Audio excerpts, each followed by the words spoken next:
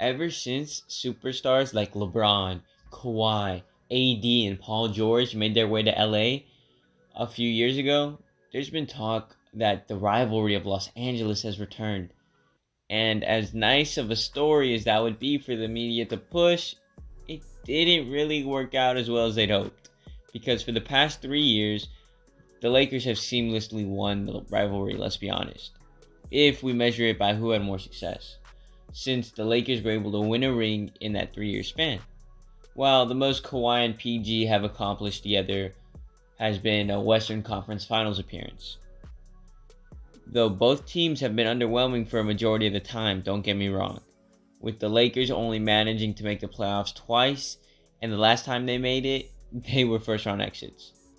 But don't get it twisted, because it hasn't been any easier for the Clippers. Because after signing Kawhi away from Toronto and trading their entire roster for Paul George, expectations were set, and they were set high for this team. And guess what?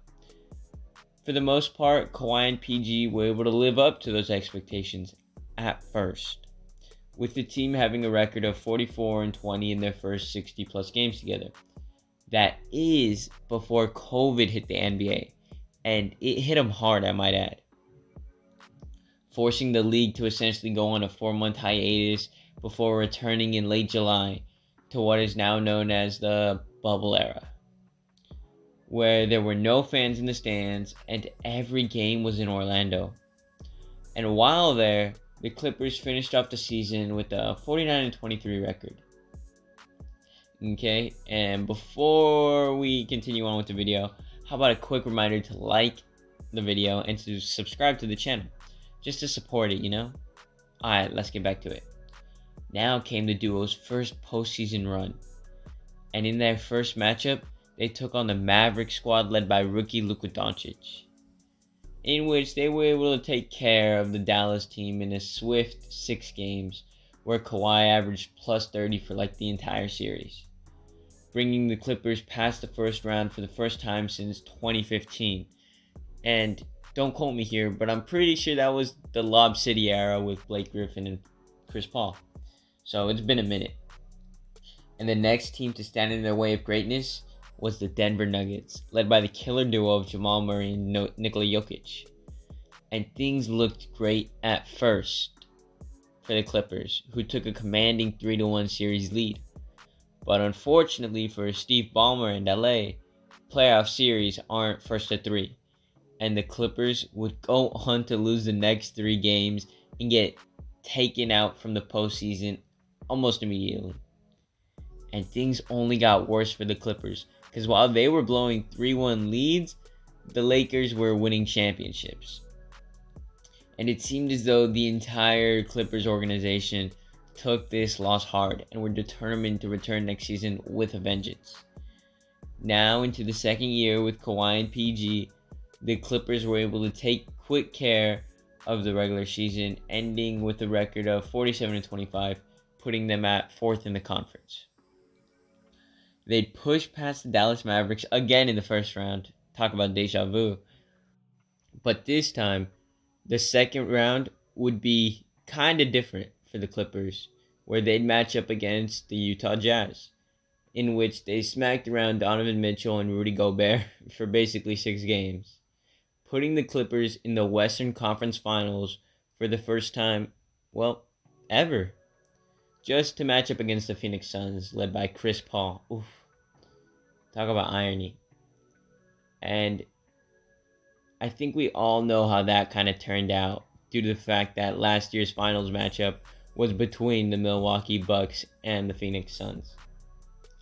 Now on to this last season, it seemed as though things have started to unravel for the Clippers, with Kawhi tearing his ACL in the playoffs the year before. The Clippers were looking at a definite down season heading into the 2022 year.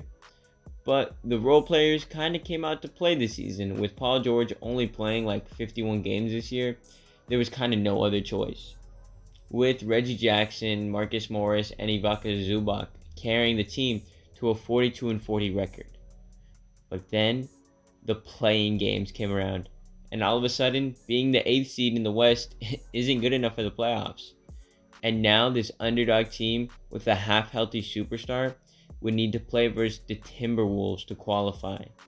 I'm talking Karl Anthony Towns, a mid D'Angelo Russell, and a rising superstar in Anthony Edwards. But of course, in usual Clippers fashion, they lost. Oh, but don't worry, they'd get another opportunity at the playoffs, and all they would need to do here is beat the Pelicans. But guess what? Yeah, that's right. They lost, missing the playoffs entirely. And now we're at present day, and the Clippers are looking like hot trash yet again. That was until they signed the missing piece of their puzzle this offseason, being John Wall. And yeah, they might not be getting the 2017 All-Star who averaged 23 points and was a top 5 point guard in the league, but he doesn't need to be that because John Wall will be going to the Clippers to be a third option, and he knows this. In fact, it's almost like Wall embraces this by literally coming out and saying, I think sometimes in the fourth quarter, a lot of teams just key in on Kawhi and Paul George. And I think that's an opportunity for me to excel. And it should be fun. And what he's essentially saying is that he understands his purpose on the Clippers is to help out on the offensive end when other teams are focusing on Kawhi and Paul George and they're not really looking at him. That's when he can be his best. And when former superstars realize that they aren't the players they used to be and come to terms with the fact that they need to take on a lesser role to be successful, it can actually work out for both sides. And a great example of this would be what Carmelo Anthony was able to do in Portland and Los Angeles.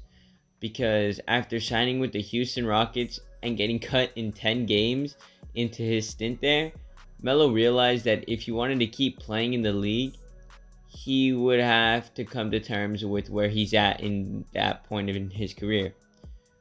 And now it's John Wall's turn to do exactly that for the Clippers, even if it means coming off the bench behind players like Reggie Jackson. Okay, that's about it for the video. Let me know what y'all want to see, and maybe I'll listen. Maybe I'll take some advice from you guys and do a video off of whatever y'all suggest in the comments. But yeah, that's it. See you in 3 to 4 days. Again, deuces. Bye.